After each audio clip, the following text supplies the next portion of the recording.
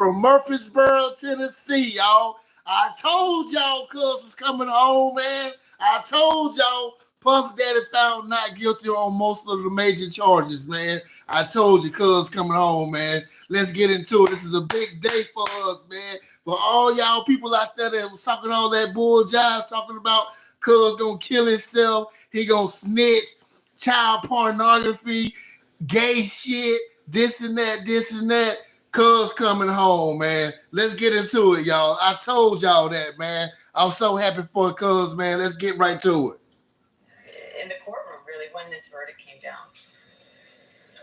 Diane, this was an incredibly emotional moment. Sean Combs was visibly overcome with emotion. His feet were shaking under the table as the verdict was being read, and he then got down on the ground, kneeling in prayer when he found out that he had been acquitted on the most serious charges, racketeering, conspiracy, and sex trafficking. He turned to his family and he said, "I'm coming home, baby. I'm coming home." In the courtroom, and we know that his family has continued to support him almost every single day of this trial. They actually just walked out of the golden doors of this federal courthouse here in Lower Manhattan just a couple of minutes ago, and there are a lot you can't see now because there's a bus here, but there are a lot of supporters here out here for him. Of course, people who also weren't so happy about this verdict. There's a lot of fuck them. We don't give a fuck. Fuck their feelings. Puffy coming home. Light up the barbecue grill. Court is now adjourned for the day, but things are not over because the judge still has to weigh whether or not Combs will be released as early as today. That's what his defense attorneys are. Release him. Prosecutors are arguing against that, so they will have several hours. The judge wants letters back from them making their cases at around 1 o'clock, and then we will potentially hear later today whether or not he will be released, Diane. And I want to bring in our legal contributor, Bernardo Villalona, as well, here on set with me. Bernardo, acquitted of the most serious charges, still found guilty of transportation to engage in prostitution. Each of those carries a maximum. Each of the 2 counts he was found guilty of there carries a max of 10 years. So what does the judge have to consider now, not only in terms of sentencing, but in terms of whether or not Sean Combs should be released today? Sean Combs should be released today. There you go. The most serious charges, and those also having to deal with violence. I was at his bail applications for the 3 times that he made a bail application. And the huge sticking point by the prosecution, by the government, is the violence itself, and that he was intimidating witnesses and still in contact and breaking the rules while he was in custody. Now, at this moment, those were allegations. Now a jury of his peers has spoken and has found him not guilty. So those are no longer allegations. So he should be free. He coming home. The judge is going to consider is 1, that he was acquitted. 2, that the sentence that he is facing, there is not. Take them clothes off, Cuz. Take them prison clothes off. You coming home today, goddammit. You gonna be home. You gonna be home, Cuz. Him not returning to face sentencing date. That is highly unlikely, especially since Sean Combs knows what the exposure is, and also that for him to flee, it would give him a bigger exposure and almost guaranteed a jail sentence if he weren't to come back. So the judge should release him today. In terms of sentencing, now that's a long process there. The first thing that's going to take place is that the judge is going to order the Department of Probation to do a probation report and a probation interview of Sean Combs and do a deep dive into. We ain't worried about no probation. We ain't worried about no probation. Is going to be.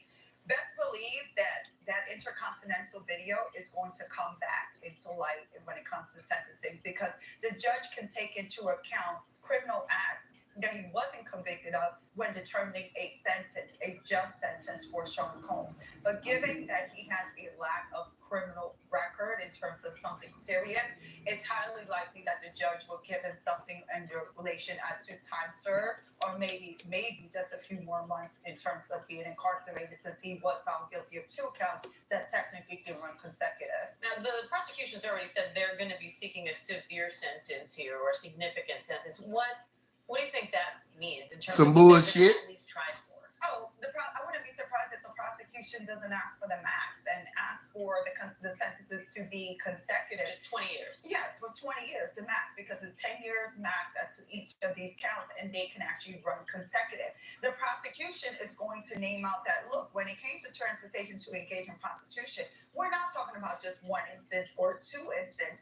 During their closing arguments, they put up a photograph of 27 men that were actually trafficked as a result of doing these freak-offs and these hotel nights. So the prosecution is going to try to seek the maximum amount of sentence and also include those acts that he was found not guilty of in terms of that 27 men.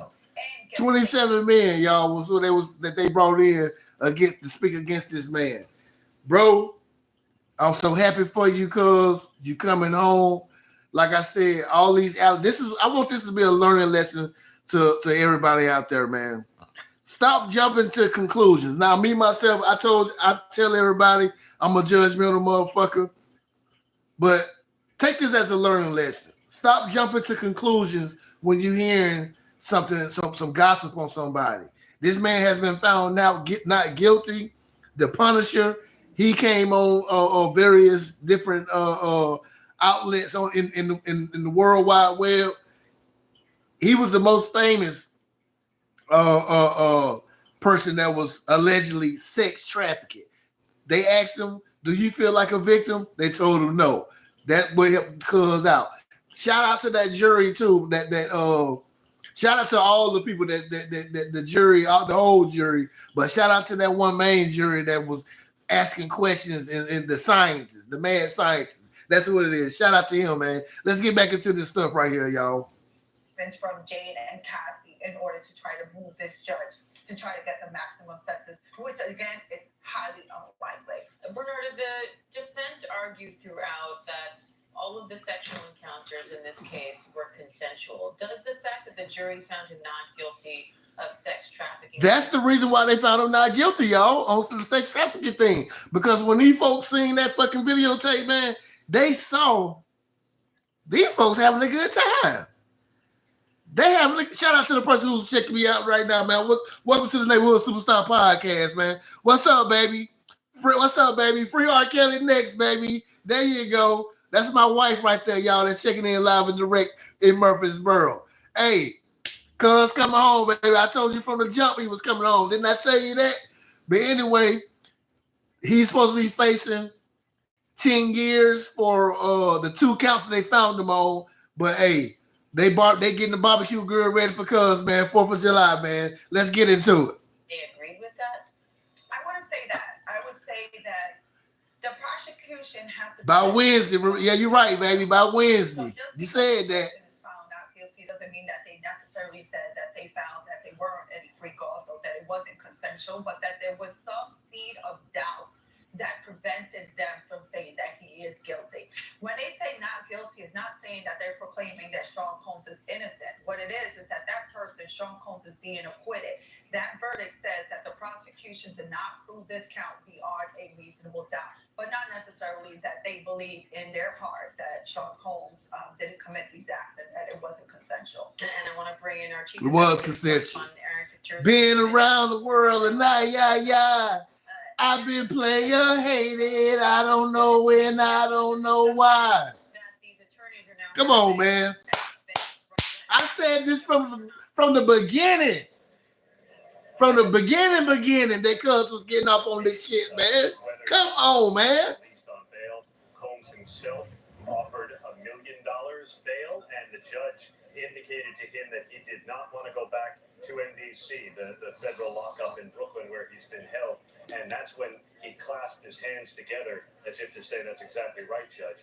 And so the judge said he would decide today whether to release him on bail. Prosecutors asked for a few hours to put their letter in opposing it. He does still, as prosecutors point out, face the possibility of 20 years in prison on the conviction of transportation. He ain't gonna get that. Of prostitution.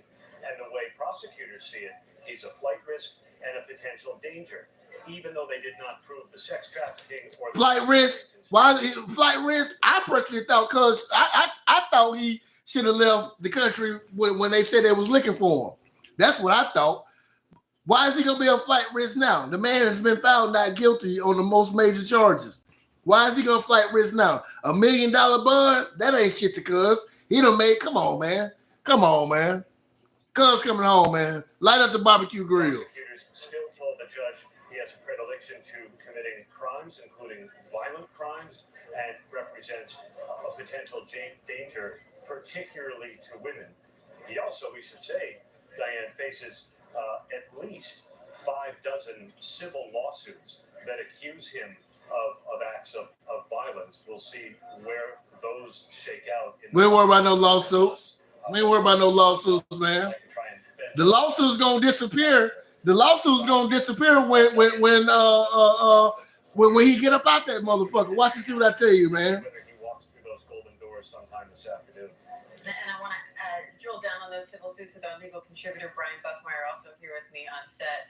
Brian, I think it's in the realm of 60 civil lawsuits against Sean Combs right now.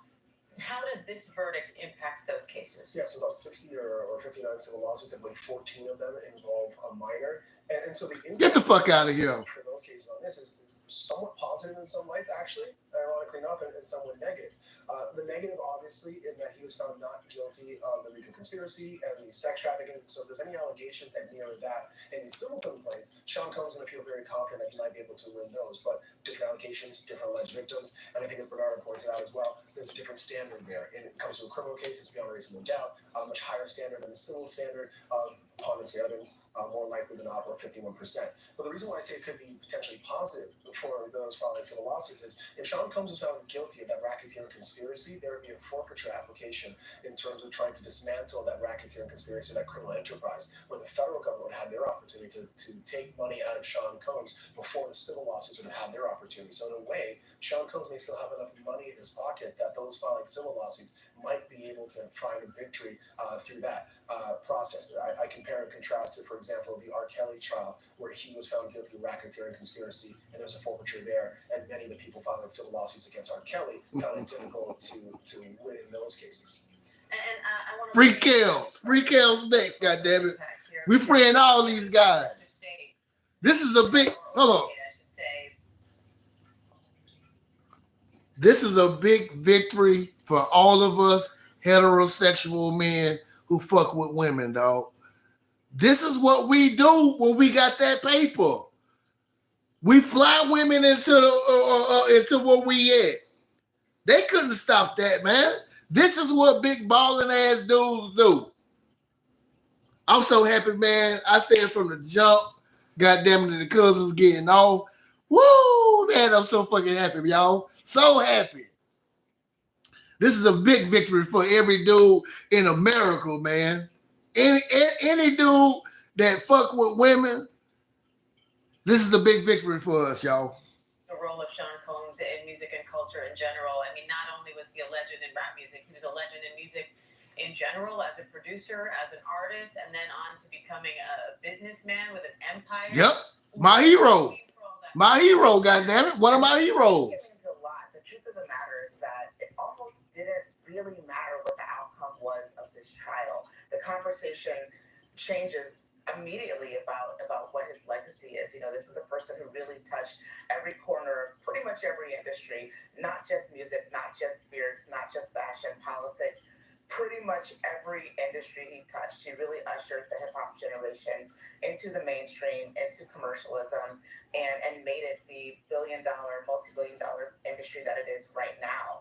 And I think, you know, regardless of the outcome, it's going to be difficult for people to unhear some of that testimony and to certainly unsee, you know, that infamous now Intercontinental video that was released with him and Cassie in 2016. And I think that it'll be interesting to see what his life is like as a businessman moving forward, but I don't expect to see something in the immediacy. And I definitely expect us to be dissecting his legacy for a good while. Nah, it ain't. And It ain't. have a statement from This is not gonna have any. When you as big as Puff Daddy, and you got fans, you got your core group of people who root for you. There's no way you can fall off. There's no way. When you got the streets, there's no way you can fall off, man. This man, what? $200 million he probably spent on his legal. That's just a number I'm throwing out. He a billion now. $200 million that he probably put on his thing. He's facing other millions of dollars. This man ain't broke. Come on, man. This man can't be able to flip something to make something. He is not going to fall off on the entertainment side of the game. One thing about us, most Americans, we are a forgiving society. We are a forgiving society. We'll look down upon. Look at my boy Kels. Look what they did to my other cousin, Kels. Had these charges brought up on him, the ones that's back in the day, the ones that they got him for, really got him for. Look at his charges. Trumped up charges on him now. I need my other cousin, I need Sean P. Diddy Combs, man, to get out, fight for my boy with Kels, because this is a time for all of us brothers need to get together and bond. Like how these Me Too bitches was doing. This is the time for us to get together and have a strong bond and bond with each other and realize that we are being Me Too'd. We are being Me Too'd, us guys. Bitches lying on us. Come on, man. I'm loving this day right here, man. Get the barbecue grill ready, y'all. Free Diddy. Douglas Wigdor, and he says, and I'm quoting here, this entire criminal process. Funky ass bitch right here. Cassie Ventura had the courage to file her civil complaint in November of 2023. Although the jury. Y'all know what? One of my other cousins, man, from Belle Biv DeVoe, straight legend out of Boston. One of the members of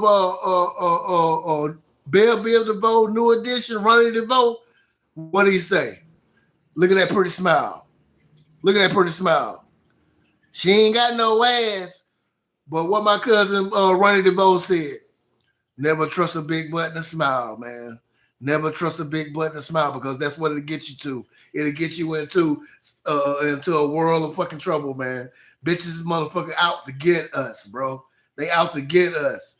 And we won today. Every heterosexual man in the world won today. Sex trafficking Cassie beyond a reasonable doubt. She paved the way for a jury to find him guilty of transportation to engage in prostitution. By coming forward with her experience, Cassie has left an indelible mark on both the entertainment industry and the fight for justice. We must repeat with no reservation that we believe and support our client, who showed exemplary courage throughout this trial. The statement goes on to talk about her strength on the stand and to talk about that's the victim. That's the so-called victim. For decades without repercussion. Bernardo, I want to go to you on this point of what this means for future cases. Precedent here. Does a verdict like this deter future potential witnesses in similar cases? I think it definitely does. Told you. Like this, Told you. Victory for us, dog. You hear what they about to say, y'all? Y'all heard that? Victory for us dudes, man. Victory for us dudes. Nobody, I'm not talking about the rich man. I'm talking about the poor man, the everyday average working day man. Victory for all of us. From, goddamn it, somebody who's working a 9 to 5 to the entrepreneurs, no matter how much paper they got. This is a victory for us guys, man. Let's get back into it and see what she say on this right here, y'all. Victims and witnesses from coming forward.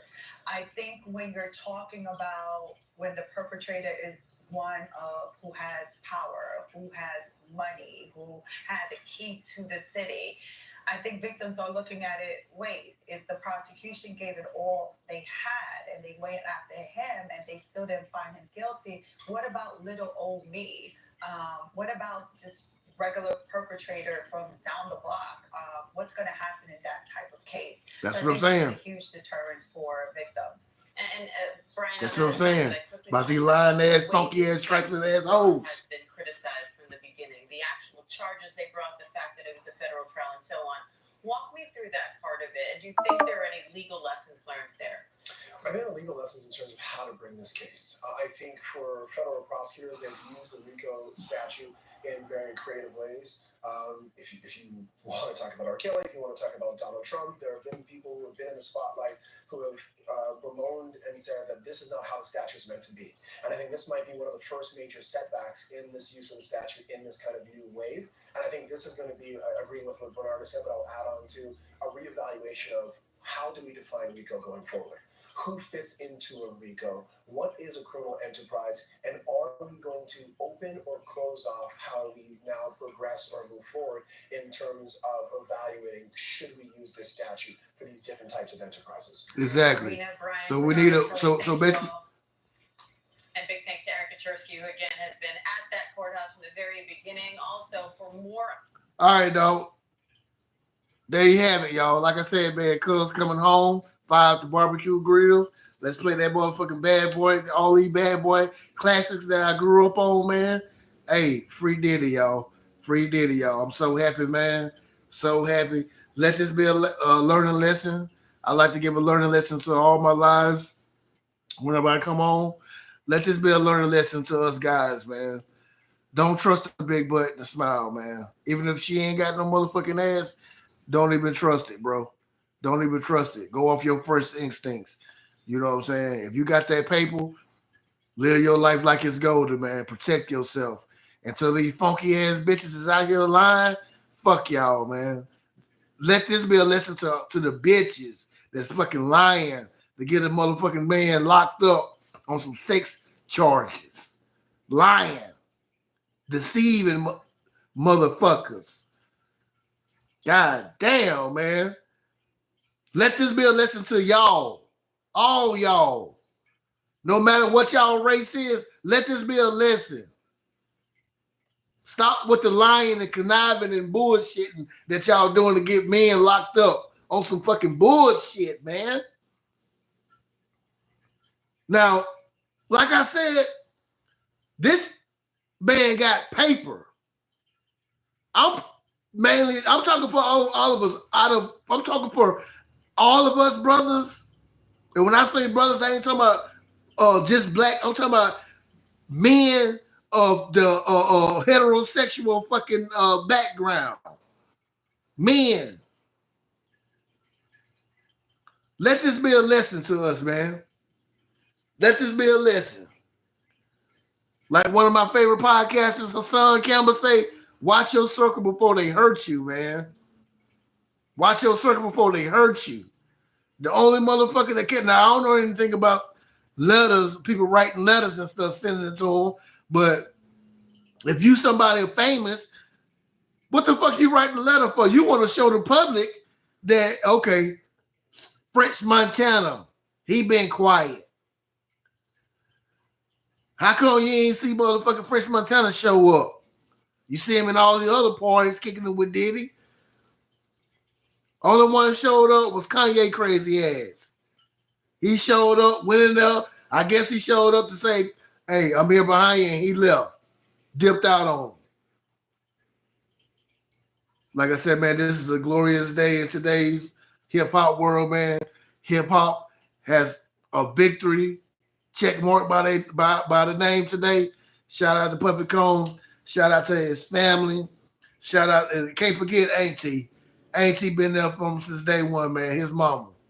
They all the lies. They've been conspiring against her, talking about she had freak offs when he was growing up. Come on, man. Stop with the fucking bullshit. Stop, man. But hey, I'm gonna get back into my research, man, and see what else going on. Cuz might come home today, man. I'm gonna get out here and see what it do. Y'all tell me what you think in the comments, man. I'm out. Peace.